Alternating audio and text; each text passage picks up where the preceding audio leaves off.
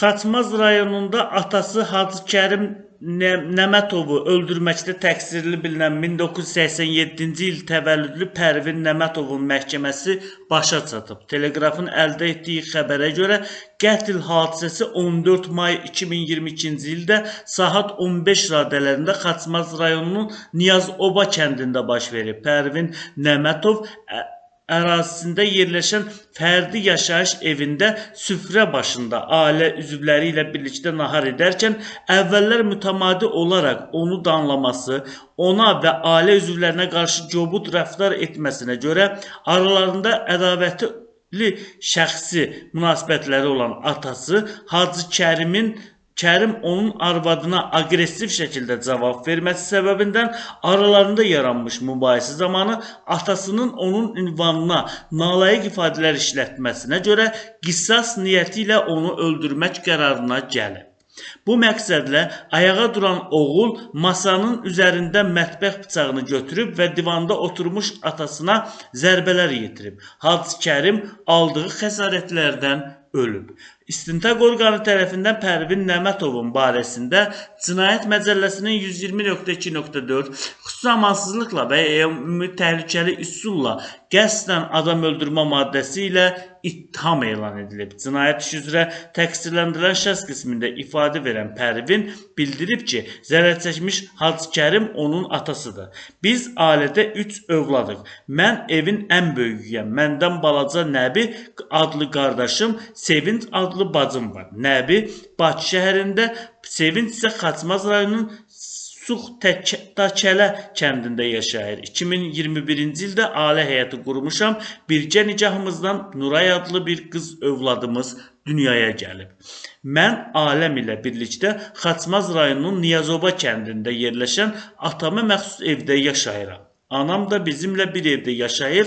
Anam onkoloji xəstədir. Mənim Niyazoba kəndində ayrıca evim olsa da, həmin ev tam təmirli olmadığından atamgildə qalıram. Atam heç bir yerdə işləməyib, mal-qara saxlamaqla, evin həyətində tərəvəz məhsulları əkməklə məşğul olub. Özümə məxsus traktorla kənd ərazisində müxtəlif şəxslərin torpaq sahələrində yer şumlayaraq aləmi dolandırıram, deyə o ifadəsində göstərib. Təqsirləndirilən şəxs qeyd edib ki, atası Hacı Kərim ilə heç vaxt münasibəti normal olmayıb. Atam hər gün evdə hamını danlayır, söz-söhbət salır, məndən və arvadımdan evdən getməyimizi tələb edir. Hətta mən əskər getməmişdən qabaq dəfələrlə saxladığımız mal-qara örüşdən gələnə qədər atam məni evə buraxmadı. Dəfələrlə çöldə yatdım.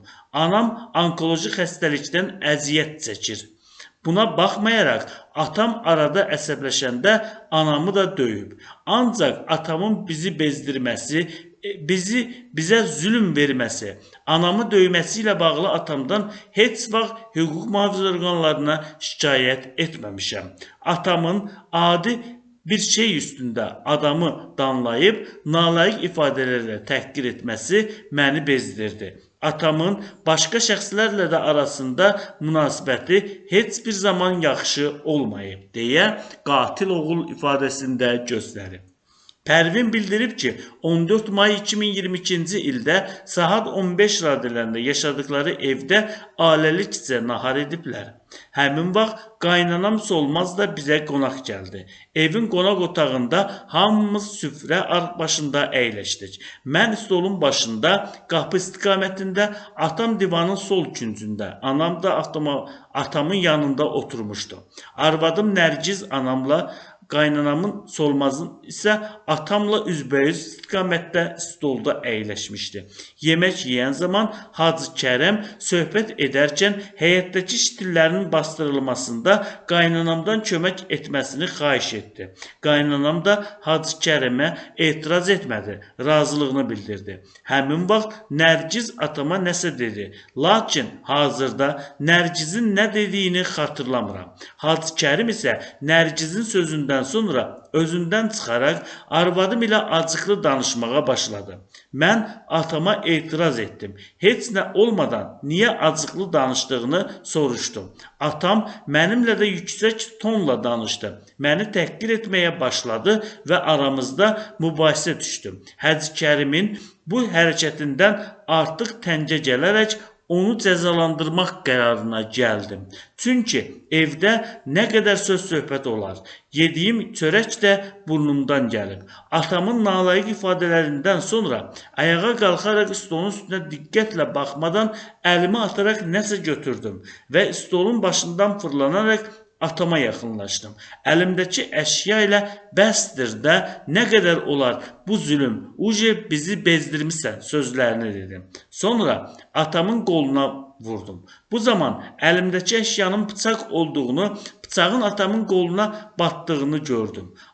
Ancaq atam bıçaqla vurmaq fikrim olmayıb. Sadəcə atamı sakitləşməsi, bir daha bizi bezdirməməsi üçün cəzalandırmaq istəmişəm. Atamın üstündən gedəndə arvadım da stoldan durdu və arxamca gəldi. Məni dartaraq evin həyətinə çıxartdı. Həyətdə bir qədər oturdum. Ailə üzvlərim tərəfindən dərhal təcili tibbi yardıma məlumat verildi. Atamın bıçaqla vurduqdan sonra onun öləcəyini bilməmişəm. Bir müddət sonra təcili tibbi yardım həkimləri gələrək atamın öldüyünü dedilər. Təcili tibbi yardımın həkimləri tərəfindən Xaçmaz rayon polis şöbəsinə məlumat verildi. Evimizə gələn polis əməkdaşları tərəfindən saxlanılaraq polis şöbəsinə gətirildim. Etdiyim əməldən peşmanam deyə təqsirləndirilən şəxs ifadəsində göstərib. Təqsirləndirilən şəxs bildirib ki, atası ilə arasında münasibət heç vaxt yaxşı olmayıb. Atam mənimlə elə davranıb ki, elə bil ki, Hacı Kərimin oğlu yox, düşməniyəm. Atam hər gün xırda şeylər üstündə məni danlayıb, söz-söhbət salıb və ünvanıma nalayiq ifadələr işlədib. Atamın etdikləri artıq mənə təngə gətirdi. Mən Hacı Kərimin hərəkətinə dözə bilməmişəm. Amma atamı öldürmək niyyətim olmayıb. Əsəbimdən stolun üstündə baxmadan əlimi ataraq bıçaq götürmüşəm. İlk öncə əlimdəki qaşıq olduğunu zənn etmişəm. Əlimdəki əşya ilə atamın qoluna vurandan sonra əlimdəki əşyanın bıçaq olduğunu bilmişəm. Mənim anama və ya atama əzab, işgəncə vermək niyyətim olmayıb deyə təqsirləndirilən şəxs ifadəsinə belə yekun vurub. Bu cinayət işinə Sumqayıt Ağır Cinayətlər Məhkəməsində baxılıb.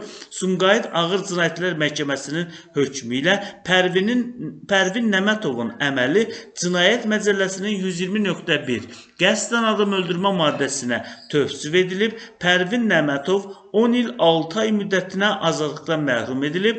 Onun cəzasını ciddi rejimli cəzaçəkmə müəssisəsində çəkməsi müəyyən edilib. Hökmdən narazı qalan təqsirləndirilən şəxs apellyasiya şikayəti verib, o barəsində olan cəzanın daha yüngül cəza ilə əvəz olunmasını xahiş edib. Sumqayıt Apellyasiya Məhkəməsinin qərarı ilə Pərvin Nəmətovun apellyasiya şikayəti təmin olunmayıb. Bu qərardan təqsirləndirilən şəxsin müdafiəçisi tərəfindən kassasiya şikayəti verilib. Ali məhkəmədə hakim İlqar Qılıcovun sədrliyi ilə keçirilən prosesdə qərar elan edilib. Qərara görə kassasiya şikayəti təmin olunmayıb. Sumqayıt Ağır Cinayətlər Məhkəməsinin hökmü daha yuxarı instansiya məhkəməsinin hakimləri tərəfindən də qüvvədə saxlanılıb.